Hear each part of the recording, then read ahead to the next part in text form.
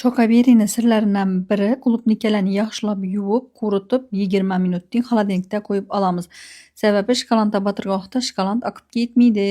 Dray-draylarimizga ham bilasizlar, bu darlashga qarshi davolovchi Detskisi, Jenskisi, Muskoyiga ham do'konimizda bor. Shokolad so'raganlar gündalik bozordan topsangizlar bo'ladi. Shokoladni eritganda qaynab turgan suvni teyini o'chirib, videodagi aytib eritib olamiz, qarshi bilib turamiz. Shokolad shunda zo'r bo'lib eriydi. Xohlasangizlar ozroq yog' ham solishlaringiz mumkin. Shokolad yaxshi erishi uchun oddiy chemishga yog' soldim men. Meni retseptimda tayyorlab ko'rsangizlar 100% o'xshab chiqadi. Men ozroq xurmadan ham foydalandim. Xurmani ichine badam ham soldim.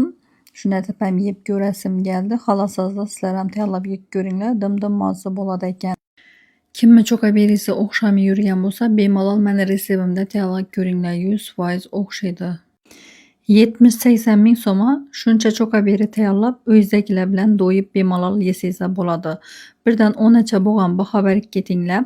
Bizlarga obuna bo'lib, like bosib qo'yish yoddan chiqmasin. Hammang yaxshi ko'raman.